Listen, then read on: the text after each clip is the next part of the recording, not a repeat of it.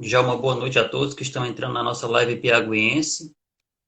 Hoje, nessa sexta-feira, 1º de outubro de 2021, nós iremos entrevistar o poeta e professor de português Jorge da Silva. Já já o Jorge estará conosco. Boa noite, maestro Beethoven, seja bem-vindo à nossa live.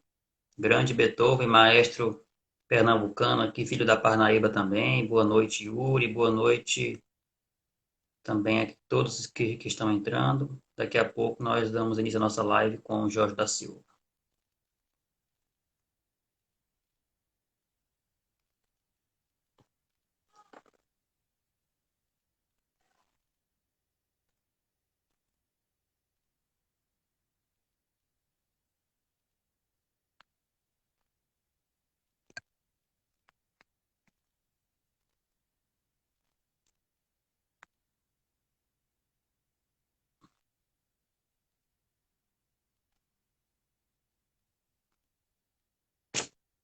Boa noite, Luana. Boa noite, Cristiane. Todos que estão entrando.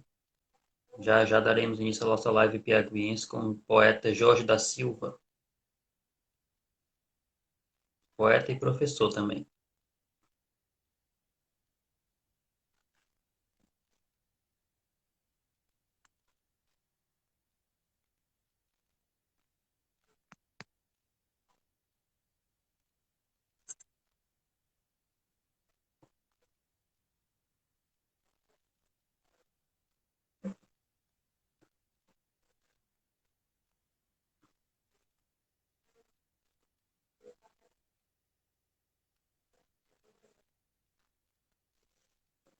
Maestro, nem se preocupe, viu? Nem se preocupe que o seu dia aqui já está previamente programado e logo logo nós estaremos fazendo o convite oficial para você participar da live junto com a gente. Nem se preocupe com isso, não.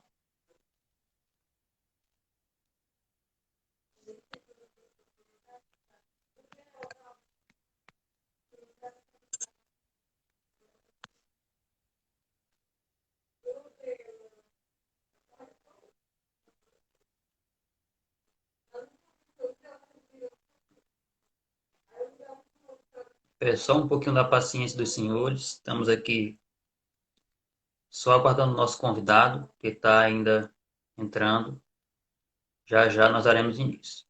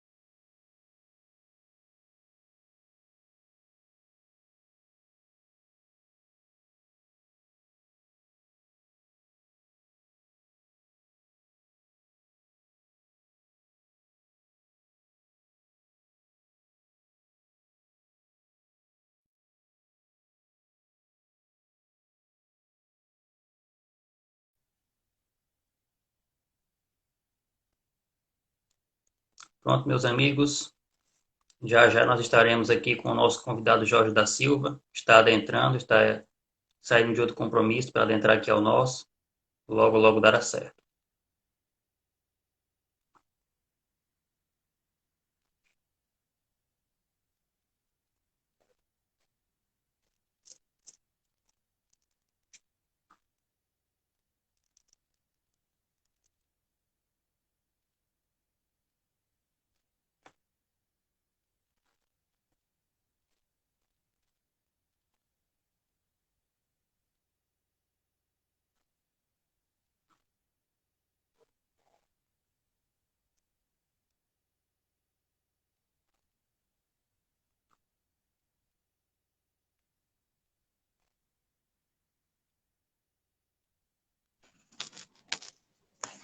Opa, boa noite, Jorge. Tudo bem? Boa noite, tudo bem a todos? Então, de já, Tudo bem, Jair? tudo ótimo. Mais uma vez, boa noite a todos, aqueles que estão nos acompanhando através do Instagram e aqueles também que irão nos acompanhar pelo Facebook e pelo YouTube. Hoje, no dia 1º de outubro de 2021, a gente tem aqui o prazer de ter para uma conversa literária o escritor, poeta e professor de português Jorge da Silva. Ele que é uma das vozes ativas da literatura aqui de Parnaíba e hoje é o nosso convidado para a live piaguense de hoje. Boa noite, Jorge. Boa noite, Jailson. Boa noite também a todos, aí os amigos aí do Instagram, né, que estão acompanhando.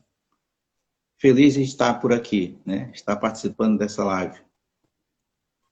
Então, o George que é nascido no Buriti dos Lopes, porém mora em Parnaíba, é um escritor ativo, colaborador do Piauí, tem um canal no YouTube, o Vulcão Literário, e é sobre todos esses aspectos da literatura, da escrita e da biografia dele que a gente vai tratar aqui hoje.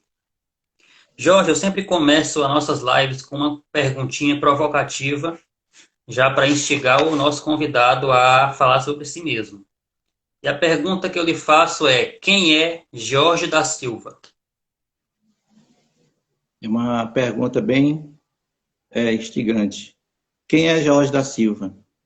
Bom, eu posso dizer que Jorge da Silva é alguém que está no processo de evolução, né? É um ser ainda inacabado. Se é um ser inacabado, ainda precisa aprender muita coisa. E ensinar e também ser ensinado, né? E nesse processo de evolução que a gente passa, né, a gente tem a necessidade de ser, né, de ser alguém no mundo que possa fazer a diferença, né? E é isso que eu procuro, né? Eu sou, quem é Jorge da Silva? Eu sou também um idealista. Luto, né? Luto para que haja igualdade, justiça para todos, né? E o mundo precisa de pessoas idealistas, senão para, né? Então, eu estou nesse processo. E para que a gente chegue a essa evolução, a gente tem dois caminhos. Primeiro é o caminho da dor, o caminho da dor, a gente vai aprender sofrendo, a gente vai aprender na marra, e o caminho do amor, onde você aceita, né, ser um aprendiz durante a caminhada, você aceita ser aquela pessoa que está disposta para aprender, a ensinar e a servir, né? A ser alguém que possa estar servindo ao outro. Então, estou nesse processo ainda não cheguei ainda, mas quem sabe um dia eu chegarei lá. É isso aí. Maravilha. Com certeza. Né? Importantíssimo a gente estar sempre aprendendo e sempre buscando novos caminhos, né? Para contribuir É. com a nossa sociedade, com o mundo como um todo. E nesse Jorge, processo, pode falar, fique à vontade. e nesse processo de evolução, eu fiz tem um poema do livro que eu escrevi, que é Reconstrução, que ele sintetiza, é um poema pequeno, que ele vai sintetizar exatamente esse processo de evolução, não só meu, mas de todos nós que estamos aqui, né, vivemos nesse planeta. Né? Posso dar uma lida? Pode ficar à vontade, o tempo é todo seu. O nome do poema é Reconstrução. Eu digo assim: da flor que do peito germina, só o que mina é o solidário perfume. Fraterna sanidade, fraterna idade, fraternidade chegando ao seu cume. Da dor que de um jeito ensina, mudança de sina, por um metafísico olhar, sofri sem alento, sofri tão lento, sofrimento tentando me libertar. A espera que o tempo engravida é pétala florida no sertão do peito a chorar. Se há uma leve dor, a Deus eleve tua dor, elevador, e a paz começa a brotar. Eu acho que é isso. A gente está caminhando para esse ideal, né? Sermos pessoas melhores. Eu acredito que essa é a missão de todos nós. E, inclusive, a minha, né? Também. De todos nós, mas particularmente a minha, que eu luto dia e noite para que um dia a gente possa chegar a esse ideal, ao menos um pouquinho desse ideal. Maravilha, maravilha. Muito bonito poema. O poema é lírico, né? Bem escrito. O poema com a brincadeira com as palavras, inclusive, que é uma das características do poema da poesia do Jorge da Silva, que vocês vão ver aqui ao longo da nossa live. Jorge, como tudo na vida tem um começo, né? Como foi que foram seus primeiros escritos? Como que surgiu essa veia literária, as inspirações? Quando foi que isso desagou e você começou a, de fato, escrever os seus primeiros textos? Esta ânsia, esse desejo da poesia me veio desde pequeno, desde criança, tempo que eu ainda perambulava pelas ruas de Buriti, minha terra natal, que é, com certeza, uma das principais inspirações da minha poesia, a minha terra, né? Em todos os meus versos eu deixo nas entrelinhas um pouco desse meu verso. Então, o que aconteceu, o que me fez despertar foi exatamente no ensino fundamental, no sexto ano. Eu tinha um professor de arte, ele sempre produzia uma poesia, né, ele fazia poesia e gostava de publicar no mural da escola. Publicava no mural da escola essa poesia para que os alunos tivessem acesso. E eu ficava maravilhado em ver aquela poesia. E sempre pensava assim, um dia eu vou construir também uma poesia dessa. Ele fazia poesias belíssimas. O professor da Chagas até já faleceu, né? E, e tinha uma outra pessoa que me inspirou quando eu estava no Fundamental, que era o porteiro da minha escola, o seu Neném Calixto, um grande poeta, inclusive até no meu canal tem um vídeo publicado sobre a história dele. Nunca pensei que um dia eu ia fazer um vídeo sobre ele e ele que me ensinou tanto, né? Então, e ele ficava assim, enquanto estava acontecendo as aulas, eu estudava na época no turno, né? Na parte da noite, e ele ficava sempre no portão com o papelzinho fazendo cordel. Foi aonde eu também passei a conhecer a arte do cordel, que é maravilhosa, com ele, né? Uma pessoa que tinha só a quarta série, mas muito inspirado. Então ele ficava na porta da escola fazendo aqueles cordéis sobre a lagoa, sobre a Buriti, sobre o amor, e eu ficava lá observando, e ele gostava, porque ele gostava da minha companhia, que eu escutava o que ele tinha para falar, e ao mesmo tempo eu gostava da companhia dele, porque ele me ensinava aquilo. Eu ia aprendendo o cordel. Então, essas duas pessoas foram essenciais para que eu despertasse para a poesia, né? O professor da Chagas, o seu Dede Calixto, lá em Buriti, e um amigo que trazia romances, livros de cordel do Ceará para vender. Ele vendia, tinha uma banca de cordéis, toda semana trazia vários cordéis do Ceará para vender, e eu ficava lá, ao lado dele, e às vezes não tinha dinheiro, e ele pegava assim, tem uns cordéis aqui que estão repetidos. Aí ele me dava o cordel e eu ia ler aqueles cordéis. Então, assim, eu fui conhecendo um pouco da rima, por isso que minha poesia é muito voltada para a rima, né? Agora eu já estou num outro caminho, estou seguindo mais a poesia prosa, aquela poesia mais aberta, mas essas três pessoas foram o início de tudo. Então, às vezes me pegava na aula de matemática, o professor ensinando matemática e eu fazia poesia na sala de aula, isso no sexto ano, sétimo ano. Era assim, era aquele universo. E mais tarde eu tive uma experiência muito forte. Eu terminei a oitava série, eu fui passar uma experiência no seminário, né? Aqui em Parnaíba, na Casa do Bispo. Tive uma experiência como seminarista, fiz meu ensino médio e estudei no São Luís Gonzaga, que hoje é o Colégio Diocesano, e tinha uma grande professora de literatura, dona professora Miriam, né, aqui de Parnaíba, que era show. Então ela despertava, ela falava da literatura e a gente, quem não amava a literatura, passava a amar cada vez mais, a professora Miriam, né, que acho que já faleceu.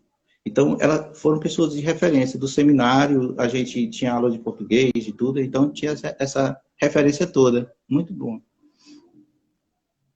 Professora Miriam, é que você fala é a Castelo Branco? Miriam Castelo Branco? Era professora de literatura. Eu acredito que hoje é o nome do Colégio 10. Acho que homenagearam a professora Miriam com o nome do Colégio 10, o nome oficial. Ah, entendi. Que na época também a professora Rossano também trabalhava também. Era professora de gramática na época. Jorge, em relação aos seus escritos, né? Você começou bem jovem, foi escrevendo já com as inspirações que você acabou de nos citar, né? O porteiro da sua escola e tudo mais, a importância da influência das pessoas no início da carreira literária, né? Você vai ali pegando as referências e vai construindo a sua identidade. quais são os temas que você mais gosta de abordar nos seus escritos? Primeiro temas regionais, né? Falar da minha terra, falar do meu estado, tenho falado ultimamente muito também de Buriti. Geralmente são as minhas duas orquídeas que eu chamo, Parnaíba e Buriti, né? Buriti, terra natal, Parnaíba seria as duas orquídeas, fruto de inspiração. Mas além disso, como eu também fiz a parte de filosofia no seminário e sou muito aguçado também para a filosofia. Então, às vezes, meus poemas são muito filosóficos, muito fora também do cotidiano, mais filosófico. Eu até trouxe depois um poema aqui para mostrar um pouco sobre essa parte mais filosófica da minha parte, né? Então, tem a filosofia, a poesia regional, a poesia filosófica, né? E também aquela poesia, eu não chamo de autoajuda, mas é aquela poesia que vai mostrar o teu ser, vai mostrar o que nós somos, quando nós somos um pântano, mas às vezes somos um pântano cercado, às vezes de dores e às vezes de flores. E dentro de nós existe flores. E muitas vezes a gente não deixa essa flor germinar. Deixa só as outras, aquelas outras flores que trazem para o mal, né? Que sufocam. Então, são poemas mais voltados assim para o lado do ser humano, né? Fazendo refletir sobre alguma coisa, um tema do dia a dia. Então, são esses temas. E o amor, né? O amor é universal e está sempre dentro da minha poesia, né? O amor universal. Pois já é que nós Isso. estamos falando em poesia, você pode ficar à vontade para declamar outro texto seu para nós. Eu vou pegar esse de cunho filosófico, que eu acho, que o nome do poema é Poematório, né? Poematório. Que eu digo assim: no reverso desconexo dos versos sem rima, um bordado de ternura. No inverso bem complexo, escondido na sina, um diálogo de finura. No néctar de um beijo roubado no escuro, um comboio de orgasmo. E no amargo que deixo além daquele muro, a lápide de um marasmo. Num poema engravidado por risos e por ânsias, um poente de amanhãs. E o sepulcro enfeitado por ossos e ganâncias, delirando a mente sã. Na noite rebuscada por juventude e medo, um encanto pela vida. E na cama perfumada de sexo e sem segredos, uma entrega prometida. Sob um lampejo luminoso, vomitado a sonho e sol, uma avalanche de decisões dedilhadas em ré bemol. Preciso, sim, desamanhecer as gotas do orvalho manchadas de sangue, basta apenas um poematório, lugar perfeito para receber o tão sonhado autógrafo da minha eternidade inventada e tatuar de poesia os gestos mais sublimes do dia a dia. Queres a cura? Absurde-se. Então, vem mostrando um pouco assim da viagem filosófica, terna. É uma viagem muito louca aí. E que cada um vai ter a sua interpretação, né? O Bonito disse que cada um interpreta de um jeito, aí fica maravilhado. Nesse sentido. Inclusive, belo poema, viu? Parabéns pela escrita, pelo jogo de imagens também, que é muito forte na sua poesia também. É uma poesia muito bem construída e são figuras de linguagem, inclusive, difíceis de se construir, né? Criar essas imagens na poesia é sempre difícil. Falando em poesia, você escreve somente poesia ou escreve outros tipos de texto também? Prosa, crônica? Como é que você lida com essa escrita dos tipos de texto literário?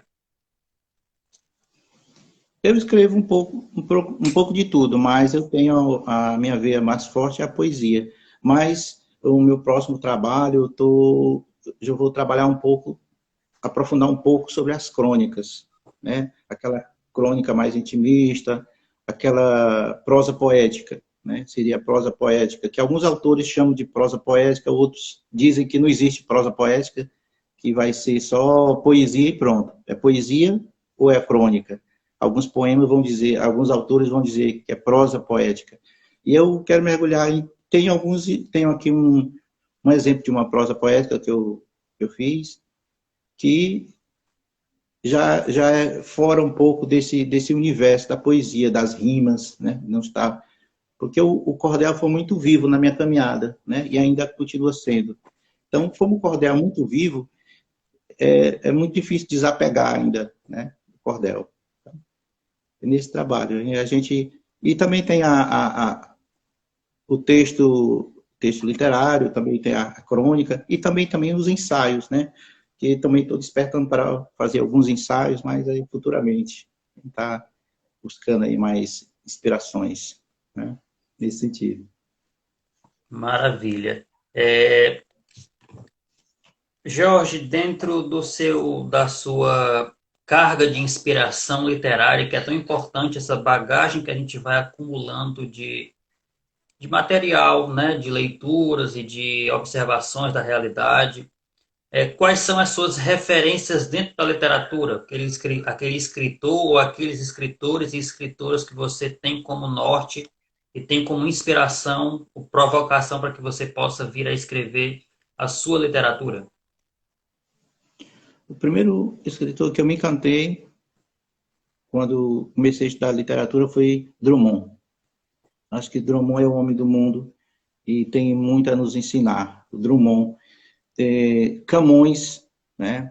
Tinha professor de literatura que falava de Camões e você ficava maravilhado da forma como ele falava de Camões. Então, eu fui também me apegando aos escritos também de Camões, a forma como ele coloca os temas universais, não fica preso ao amor picuinha, aquele amor picuinha, mas o amor universal, aquele amor que tem uma missão de resgatar, de arrebatar, né, um ideal. E Camões ele foi muito forte, filosófico, né, também. Um autor também que gostei muito foi, que eu gosto de ler bastante, Garcia Marques, muito bom, é a minha referência. Assis Brasil, li muito de Assis Brasil e Torquato, né, Torquato. E uma escritora portuguesa, ela já morreu, é a Sofia Mello, né? Sofia Mello é uma escritora muito baseada, voltada para o mar. Né? Então, escreveu uma obra só voltada para o mar. Poesias e prosas poéticas só voltadas para o mar. E é uma escritura maravilhosa, né, que já se foi, mas deixou um legado muito grande. Escritura portuguesa, Sofia Mello. E um cara que eu me apaixonei quando eu estava me preparando no curso de letras aqui, Paraíba, é Salgado Maranhão. Gosto muito da escrita de Salgado Maranhão. Não tive ainda a oportunidade de conhecê-lo, mas pessoalmente, só através de suas obras. Mas é um cara que fabuloso, conhecido em quase todo mundo, né? E às vezes a gente não dá muito valor aqui, o pessoal do Piauí, Maranhão, é um cara muito conhecido fora do Brasil, na Europa. Tem poemas traduzidos para várias línguas, né? Então, são essas as minhas referências, né? E outros autores aqui, por exemplo, autores, eu sempre li um pouco sobre a literatura também parnaibana, né? Aqueles autores mais tradicionais, estou só tentando lembrar aqui o sobrenome dele, né? Aí eu vou falando depois, né? Eu leio muito alguns autores parnaibanos, né? Os novatos, esses que estão surgindo agora. Eu leio assim, eu sou um cara que gosta de ler todos os estilos de poesia, né? Para tentar formar o meu próprio estilo, né? Tentar formar o meu próprio estilo de poesia. Porque você pode ler a poesia de um autor, mas se você for fazer uma poesia, você nunca vai fazer igual a dele, né? Você vai ter o seu traço, a sua personalidade, né, a sua história, as suas experiências, nunca vai ser igual, você vai dar a sua personalidade, o seu traço. É isso. E esses caras aí, essas pessoas aí, eles me influenciaram e me influenciam até hoje. Né? E os novos escritores de hoje também, que estou sempre, né, ligado. Né? Maravilha. E Desejar um bom. o Pode ficar à grande, vontade, o pode grande falar. nome, o grande nome aqui de Parnaíba que eu li muito foi o Alcenor, né? O Alcenor eu li muitas poesias, então Tem poesia que às vezes é inspirada em alguma poesia do Alcenor. Um cara que tem história, o Elmar Carvalho, né? O Elmar Carvalho, não o conheço pessoalmente, mas sempre li muitas coisas sobre o Elmar, né? O próprio Luiz Carvalho também, ele publicou muitos contos, eu li muitos contos de Luiz Carvalho, desde o tempo que a gente fazia teatro, humor lá no Buriti, a gente fazia, adolescente, ele já era envolvido nessa parte de cultura, apoiava sempre o nosso trabalho, sempre. Então, nesse sentido aí. Maravilha, maravilha. É importante, né, essa influência dos escritores, tanto dos escritores a nível nacional e mundial, como é o caso do Salgado Maranhão, que inclusive já esteve aqui em Parnaíba, acho que há uns 2, 3 anos atrás, né? Está concorrendo agora à Academia Brasileira de Letras também. E os poetas locais, né? O Alcenor Candeira Filho, que eu creio que deve ser um dos maiores nomes da nossa poesia É, local, é o Mar Carvalho. Desejar uma boa noite ao poeta Marcelo Silva, Souza Filho, né? Presenças aqui na nossa live, a Rúbia também, que acabou de entrar. Dar um alô também para o Zilmar Júnior, também poeta da nova geração parnaibana, Silva, Rafael Silva. E vamos dar aqui sequência à nossa conversa. E para quem chegou depois, a gente está aqui hoje no dia 1º de outubro de 2021, conversando um pouco sobre a vida e a obra do poeta e professor Jorge da Silva. Falando em professor, Jorge, você é formado em letras português, não é isso? Como é que foi essa passagem para a vida acadêmica, da vida literária para a vida acadêmica? Na verdade, eu sempre gostei de literatura, então foi uma forma que eu encontrei para legitimar o que eu já gostava, que era literatura, né? Uma forma de legitimar o meu conhecimento, então eu procurei literatura. Só que antes eu fazia curso de pedagogia pela Universidade Federal do Maranhão, eu não cheguei a concluir porque não me identifiquei muito, saí e fiz letras, né? E trabalhei 6 anos também no Maranhão, na cidade de Codó, mas ensinando espanhol, uma coisa que eu aprendi, né? Foi fruto lá da minha experiência do seminário espanhol. Passei muito tempo ensinando espanhol, um tempo aqui em Parnaíba. Aí depois entrei na parte do mundo, universo das letras, da literatura e continuei, né? Estou continuando até agora, um curso maravilhoso. Acho que todo mundo deveria conhecer, fazer esse curso, independente de ser a sua profissão, porque ele abre um leque muito forte, muito grande de possibilidade, de expectativa, te dar novos olhares, né? Muito bom. Nesse sentido. E o que foi que você aprendeu, a principal lição ou as principais lições que você trouxe do curso de letras português que você trouxe para o seu trabalho literário? Que não existe, uma coisa que eu aprendi é exatamente, eu aprendi a não fazer distinção entre poetas, porque há pessoas que fazem distinção, porque aquele poeta é famoso, ele é conhecido, aí ele é mais, tem um chamego, as pessoas têm um chamego maior com ele, tudo é ele, e o que aprendi é que todo mundo é poeta dentro do seu universo, né? Não existe um poeta maior, nem um poeta menor. Todos nós somos poetas. Existem aqueles que são mais conhecidos porque já publicam há muito tempo, e aquele que é pouco conhecido porque não teve ainda a oportunidade de mostrar o seu trabalho, não porque seja menor, mas porque ainda não teve a oportunidade de mostrar o seu trabalho. Então, o que aprendi é justamente a não fazer diferença entre poetas. Uma coisa muito forte, isso aí. É você desmistificar essa coisa de que existe o poeta maior, o poeta menor, mas todo mundo é poeta, todo mundo é especialista dentro do que você faz, né? Que a poesia é algo muito surreal, né? Uma poesia vem carregada de experiência, vem uma bagagem muito grande, pessoal, da própria vida do autor. Então, você não pode dizer que a poesia melhor é pior do que a outra. Não existe. Então, eu aprendi justamente a valorizar todos esses tipos de poesia, todos os poetas. Por isso que eu leio tudo, para depois passar em um funil e construir a minha como referência, né? Leio como referência para construir a minha, mas todo mundo tem algo a ensinar forte. É isso. Muito forte. Maravilha, Nicolas. Sabe as palavras, inclusive, né? Essa importância da não distinção e de que todos os trabalhos poéticos sendo feitos com originalidade e com autenticidade são válidos, né? E por falar em poesia, você pode ficar à vontade para compartilhar mais um dos seus trabalhos literários com a gente. Falando mais sobre uma poesia, pode ficar à vontade.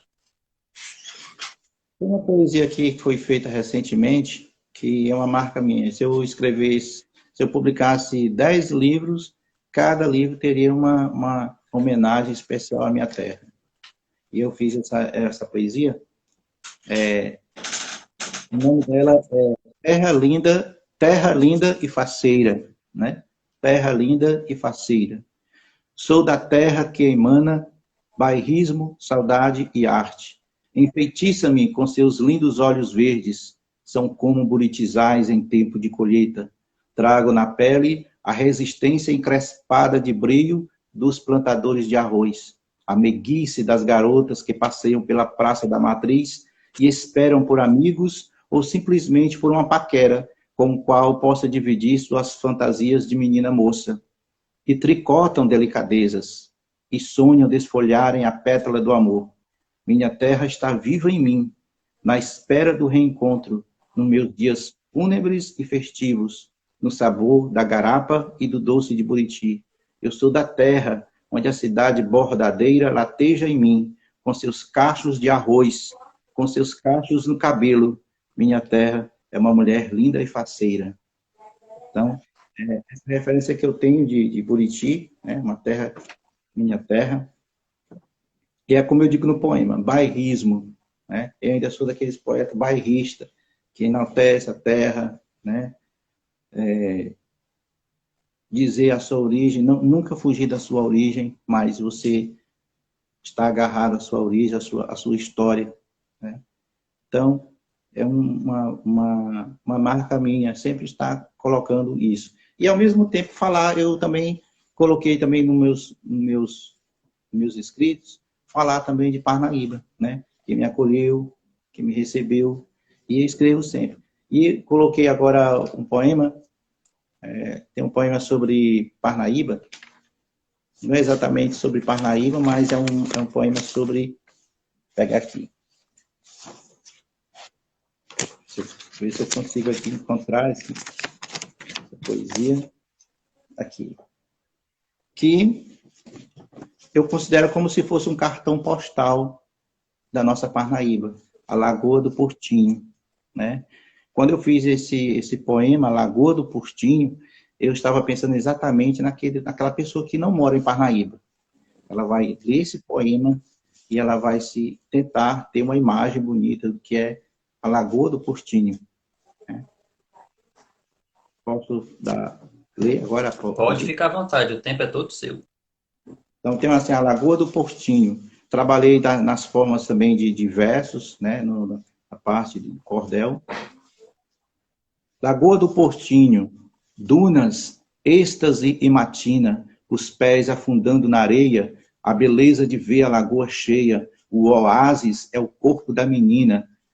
Teu sol aquece os abraços, aguçando de vez os carinhos. O que eu quero é sentir o frescor das águas da Lagoa do Portinho. O vento, as aves e a mata, os bares cheirando aconchego, céu azul transbordando sossego, a paisagem em versos se dilata, despertando paixão e aventura. Impossível curtir isso sozinho. O que eu quero é sentir o frescor das águas da Lagoa do Portinho. E com ternura retiras o sal dos corpos de quem te visita. Tu és uma terapia bendita, um deslumbro, magia visceral, ruína do meu dia fatigado. És o desvio com o qual me alinho. O que eu quero é sentir o frescor das águas da Lagoa do Portinho.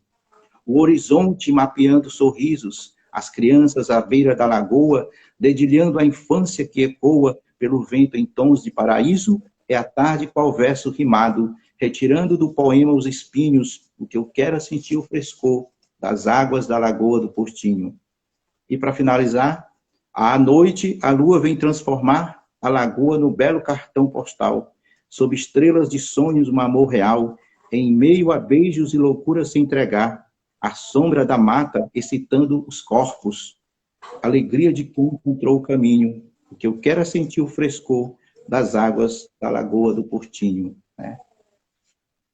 Pode, quem lê essa poesia pode pensar, esse cara nasceu em Parnaíba, é filho de Parnaíba, mas eu considero também filho de Parnaíba, né? Minha terra que me acolheu, tá? Então, eu trabalho tanto a minha origem, as minhas duas orquídeas, que eu costumo chamar, minhas duas orquídeas, né? Buriti, Parnaíba, cidades vizinhas, né? Orquídeas irmãs, né? Orquídeas Irmãs, exatamente, eu já ia falar isso, né? Parnaíba e Buriti possuem uma relação, né? E Buriti já Muito, foi parte de Parnaíba, né? Há muito tempo atrás, Buriti era Parnaíba, depois que dividiram e transformaram no município separado, né? uhum. Tem uma proximidade muito grande, próximo, né? É um trabalho que a gente vai desenvolvendo, né? Exatamente. E, Pode ficar à vontade, e, pode a, falar. poesia, e a poesia é sempre essa inquietude, né? É uma inquietude. O poeta que não é inquieto, ele não consegue externar a sua, a sua poesia, porque a poesia é como se for, é como uma flor, é como uma flor, você tem que deixar ela desabrochar. Essa flor existe em todos nós, mas muitas vezes a gente tem pessoas que não conseguem fazer com que ela desabroche, né? Mas no momento que ela vai desabrochando, aí ela vai saindo, ela vai emanando as suas belezas, o seu sabor, o seu cheiro, o seu perfume, esse trabalho, né? Maravilha, Jorge, maravilha mesmo. Nossa conversa que está muito agradável. Estou gostando muito aqui da sua poesia, da sua história. Jorge, você também tem um canal no YouTube chamado Vulcão Literário, né? O próprio nome já é assim bem sugestivo e bem atraente. Qual é a sua proposta dentro desse canal? O que que você apresenta? O que que você traz lá no Vulcão Literário? Primeiro, a origem do nome, né? A minha infância foi década de 80 para 90, período em que no Brasil estava havendo uma efervescência cultural, né? Todo mundo produzindo arte, cultura, era cinema, era tudo. Então, era uma efervescência muito grande na década de 80 e 90. E tinha um escritor na época, um cara que chamava de vulcão, ele chamava de vulcão cultural, porque era um vulcão ali, era uma época de grande produção. Então, eu tinha minhas referências, RPM, que era grupo de rock, lutava contra a ditadura, RPM, Cazuza, Renato Russo, Zé Ramalho, esse povo todo, e outros artigos mais que era uma efervescência. Então, esse nome Vulcão Literário se originou exatamente desse nome que foi dado para a era dos anos 80, 90, que era Vulcão Cultural, né? E esse canal, ele tem a proposta primeiro, divulgar o meu trabalho poético e de poetas convidados. Aí, as pessoas que estão no canal, eu convido. Às vezes, quando eu convido, é porque eu gosto da poesia daquele poeta. Então, é uma forma também de você divulgar a poesia daquela pessoa, daquele poeta. Então, é uma fonte de inspiração, é uma fonte de divulgação da cultura, né, da poesia, não só minha, né? E a pessoa pode achar que não, que é só aparecer. Não, o canal ele tem esse objetivo. E também, como eu sou professor de língua portuguesa, eu tenho também essa veia de trabalhar um pouco a literatura brasileira, um pouco a literatura piauiense, trabalhar um pouco a gramática, porque é a minha formação nesse sentido. E ainda não comecei ainda, porque ainda é questão de estou indo me preparando para essa parte. Mas é divulgar também poesia minha, tanto a minha prosa poética, a minha arte poética, como de autores, de poetas também que eu gosto, que eu admiro, que são amigos. E às vezes não é meu amigo, mas eu gosto do jeito que ele faz a poesia e eu solicito. Geralmente eu mando um vídeo, eu entro em contato, eu nunca coloco um vídeo de uma pessoa sem entrar em contato. né? Eu peço permissão, posso colocar sua poesia, né? Posso colocar sua poesia no meu canal, tal, fazer um vídeo. Aí eles autorizam e eu coloco. Já não pego de qualquer jeito. Peço a permissão, né? E às vezes o cara nem me conhece, mas eu gosto da poesia dele e quero colocar no canal. É uma forma também de divulgar, né? Nesse sentido, é uma forma de divulgar o trabalho. E nesse período agora de quarentena, né? Esse período agora da essa grande tempestade no Brasil e no mundo, né? A gente ficou muito mais na parte online, mas então teve uma divulgação muito forte, né? Teve uma aceitação muito forte da arte na internet, né? Tem o Piauí, né? O Piauí é um exemplo disso, né? E cresceu muito nesse período, né? De pandemia, tá? E o Cão Literário tem essa proposta também, e eu vou dizer também que o canal também ele já é uma influência do Piauí. Assim como ele influenciou eu criar esse canal, outras pessoas, outros grupos estão criando, mas o importante é a referência. Eu tenho uma referência muito forte que foi o Piauí, né? Veio como referência, né? Dá também o norte, né? Eu peguei mais como referência também do Piauí, né? Como, não copiar, mas espalhar, né? Mais esse sonho, espalhar mais esse sonho, ser mais um propagador desse sonho. E falando nesse período de pandemia, né? Foi um período em que as pessoas beberam muito da poesia, da arte, através da internet. E foi um período também que eu andei produzindo muita coisa na época da pandemia, né? E, inclusive, tem até um poema aqui sobre o que foi feito na época da pandemia. Você pode ficar à vontade para declamar. Vou buscar ele aqui, né, cara? Maravilha. Só um momento aqui. Fique à vontade. É um tempinho só. Desejar uma boa noite a Maria Carol, Jéssica Freitas, nosso amigo Francisco Carlos Pontes, Gleice Souza, todos aqueles que nos acompanham aqui na nossa live, presença já registrados, professora Karina também, seja bem-vinda aqui à nossa live piauiense. E todos aqueles que de alguma forma apreciaram o nosso trabalho. Hoje nós estamos aqui com o poeta Jorge da Silva, ele que é professor de português, poeta buritiense, mora em Parnaíba já há bastante tempo e está mostrando hoje um pouco do seu trabalho literário para a gente.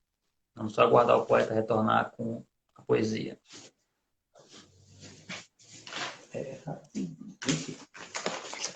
Tem duas poesias aqui que sintetizam mais esse período da quarentena. O primeiro é um poema sobre o abraço, né? Muito se falou sobre a importância do abraço, né?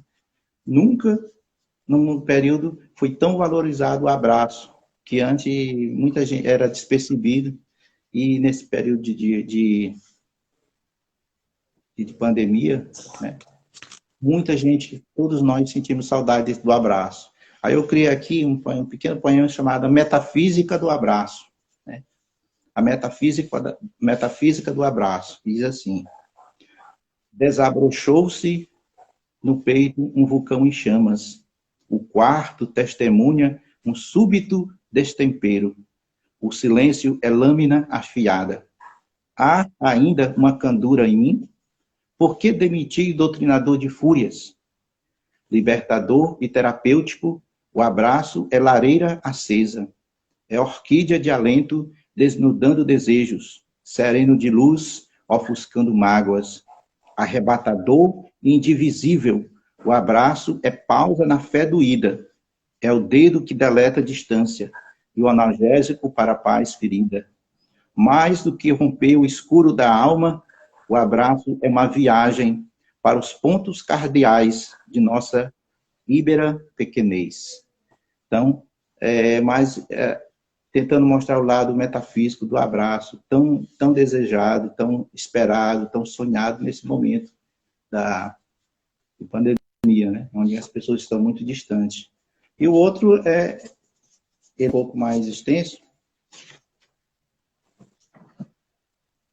Ele é À sombra da quarentena, à sombra da quarentena. Diz assim: beba um pouco do branco fulgurante de paz, porque a fúria do dia é cortante. Beba um pouco do instante, um instante eternizado de amor, porque o abraço do agora é cativante. Beba sim da alquimia dos bem-aventurados. Apague os ruídos da noite amarga. Cubra-se com o manto da compaixão, porque a mágoa é uma estrada larga, poeirenta, sem asfalto e sem orientação.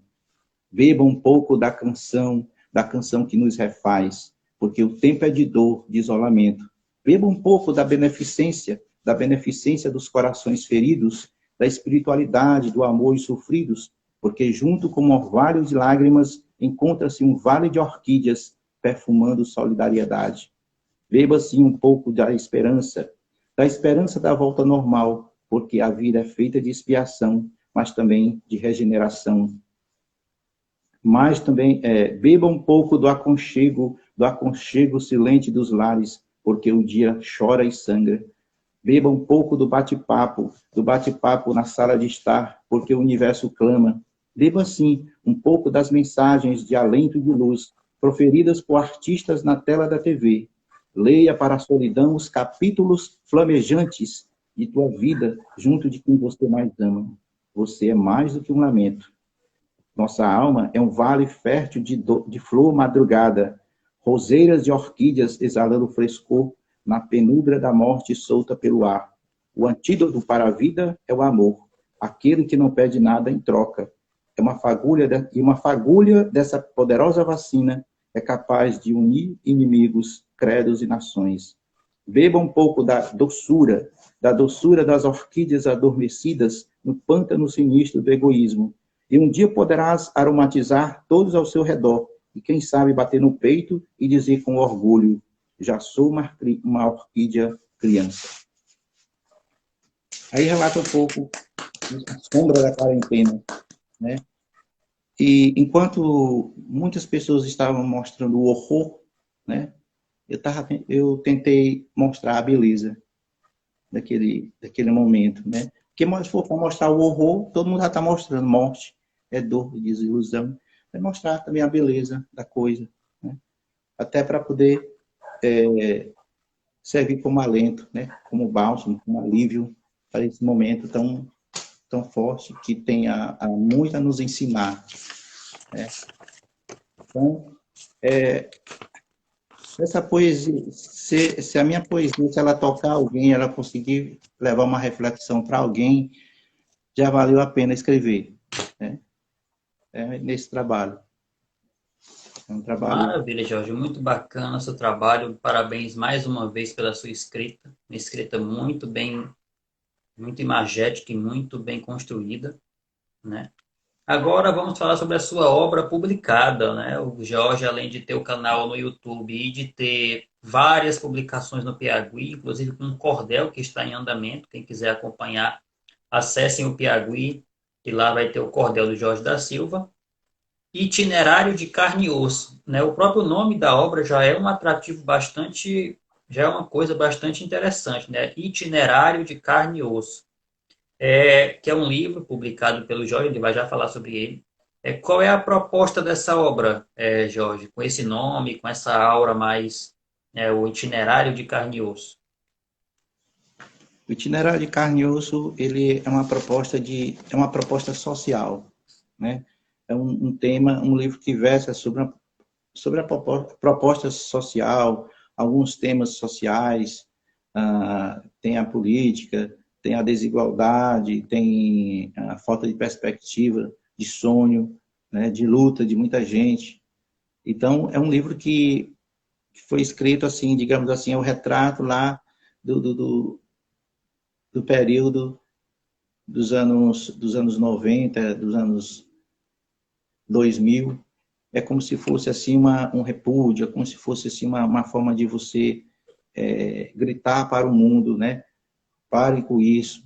Então é um livro que tem uma proposta social muito forte. Todos os poemas versam sobre isso, proposta social, desigualdade. E você vê que já as outras poesias já mudou um pouco a temática, porque ali era um contexto, e agora o contexto que eu estou vivendo é outro. Então, o poeta faz o contexto que ele vive. Então, o itinerário de carne e osso, né? Imagine um caminho de carne e osso. Né? Esse itinerário de carne e osso significa cada um de nós. Os nossos problemas sociais, a luta para sobreviver, a luta para adquirir o pão, a luta para conseguir botar comida na mesa do filho, né? É o sonho, a luta, né? Então, um livro muito meio voltado para a tendência social. Digamos que é um desabafo, né? É um livro que vem trazer um desabafo contra a opressão, né?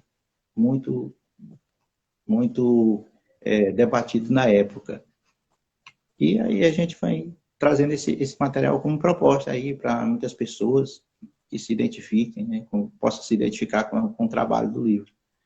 E essa itinerário de carne e osso foi uma proposta que foi em 2017, né? 2017 a publicação dele. Só que antes, até 2016, eu era conhecido como um poeta anonimato, né? Tudo que eu escrevia era no anonimato. Por conta disso, eu andei perdendo muitas poesias, muita coisa que eu escrevia eu cheguei a perder, né? Com o tempo, não registrava. E estava no anonimato. Aí um dia, dando aula em um colégio aqui, mesmo colégio que o Glaucio dá aula também, Cândido Oliveira, aí eu conheci o Glaucio no Cândido Oliveira. E ele estava desenvolvendo um projeto na sala de aula, na sala de aula dele, sobre poesias, né? Criação de poesia, tá? E ele estava trabalhando a poesia de Parnaíba, porque acho que era próximo já do dia de Parnaíba, tá? Aí eu, conversando com ele, eu falei, olha, eu tenho algumas poesias que eu guardei, que eu guardo, e tem umas poesias que falam de Parnaíba. Aí o Glaucio se interessou logo, opa, traz essas poesias, traz logo para a gente botar aqui, ajudar aqui os meninos a fazer a criação da obra deles. Aí assim eu trouxe a poesia. Então, a partir desse momento, eu conheci o Glaucio. Então, foi a partir desse momento que eu saí mais do anonimato. Eu não, como eu disse para ele, eu não tinha coragem de publicar, de dar minhas poesias, botar na internet, porque eu tinha medo de o pessoal plagiar, essas coisas todas. E foi com o Piauí. O início de tudo foi o Piauí, né? Que me deu essa oportunidade, abriu essa oportunidade de publicar o meu poema numa tiragem lá do jornal sobre o meu trabalho. Foi feita uma reportagem, uma reportagem sobre a minha poesia, mas antes estava no anonimato.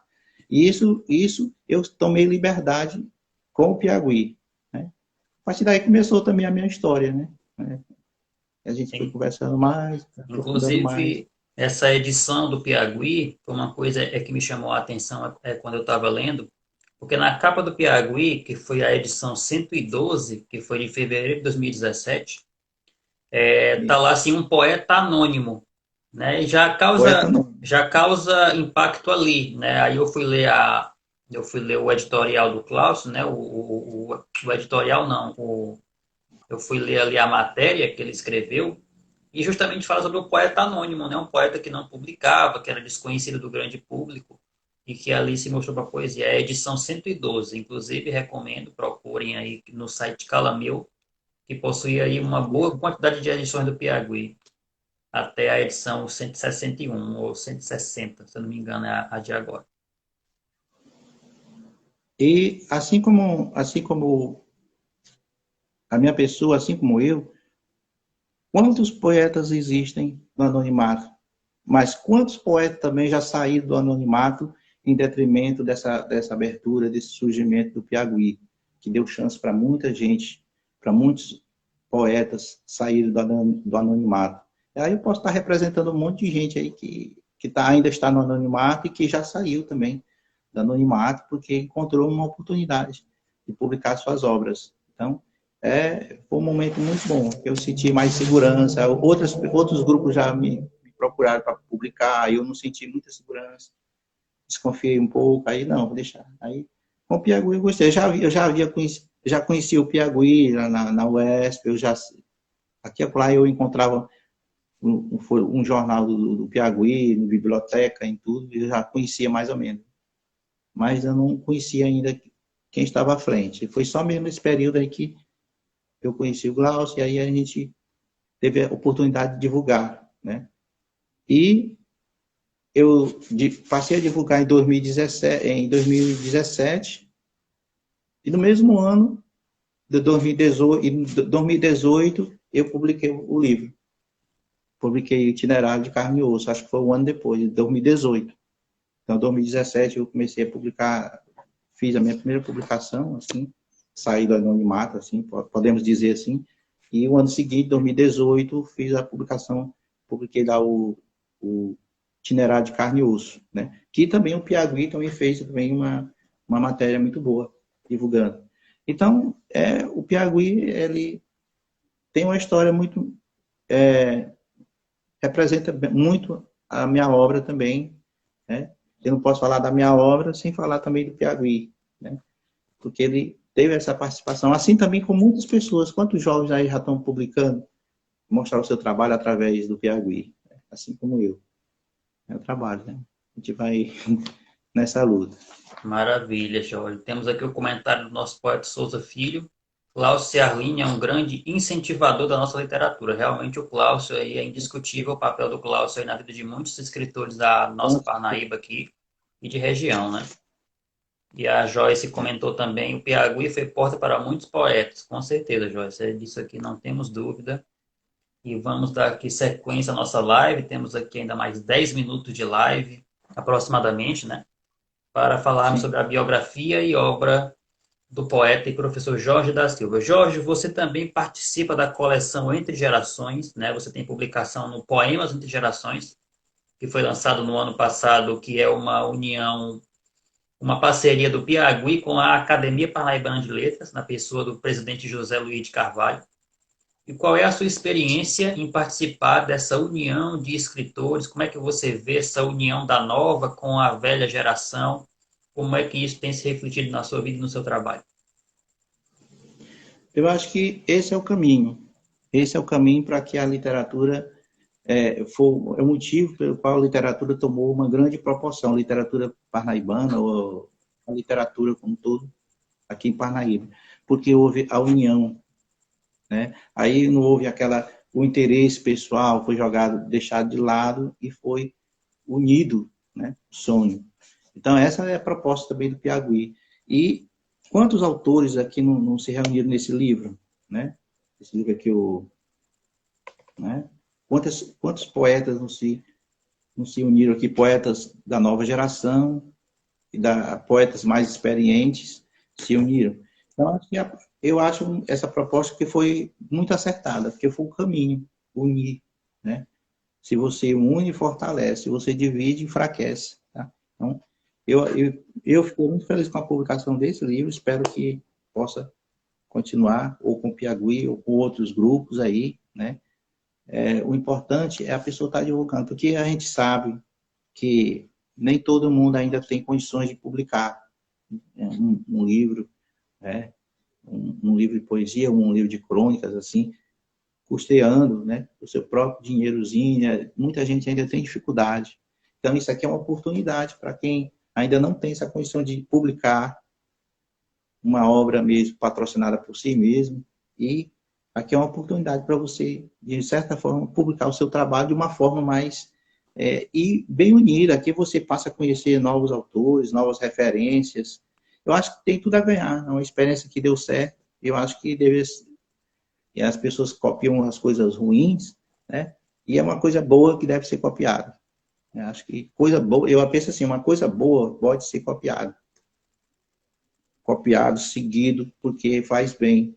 Então, quanto a literatura cresceu, né? Quanto ela teve uma proporção, não só em Parnaíba, mas Piauí já foi reconhecido até fora do Piauí. Então, né? A poesia parnaibana, os autores, aqueles mais, eu não digo os mais velhos, digo os mais experientes e aqueles mais jovens que estão chegando.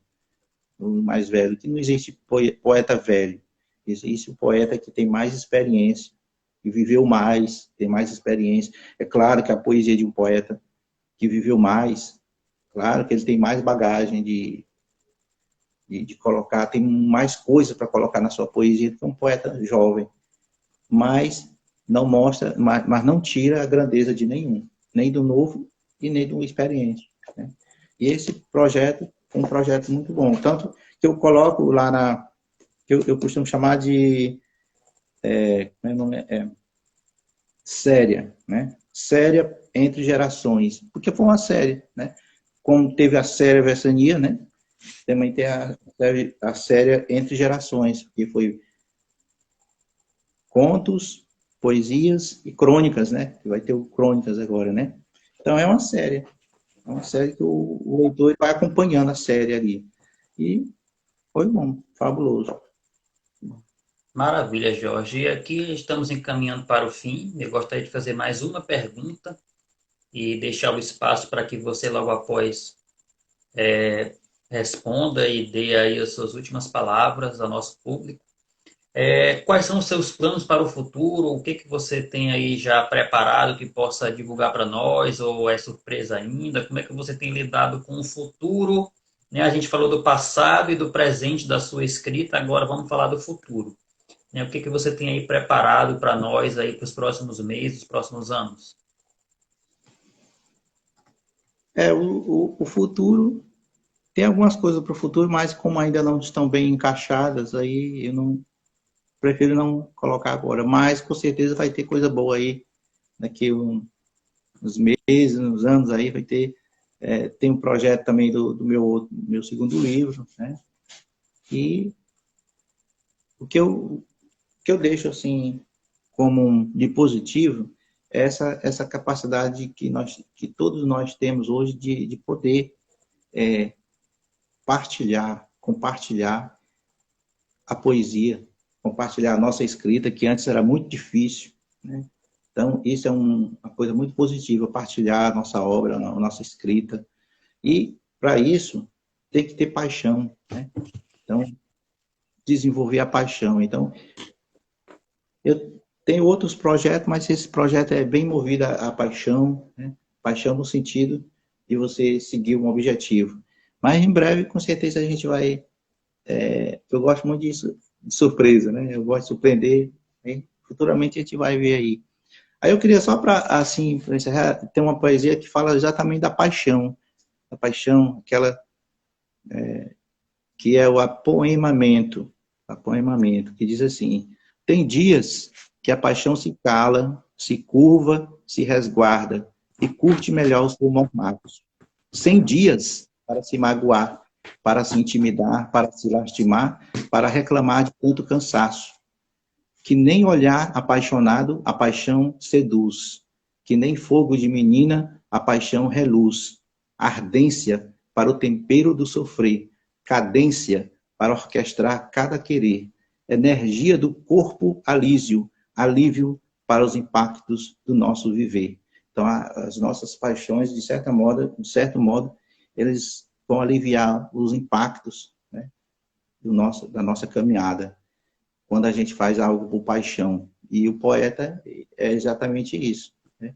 O verdadeiro poeta é aquele que faz com paixão. É isso. Espero que tenha contribuído um pouco aí para o mundo literário, para quem está acompanhando essa live, que possa, se essa poesia tocou alguém, tocou de certo modo alguém, um coração sofrido ou ansioso.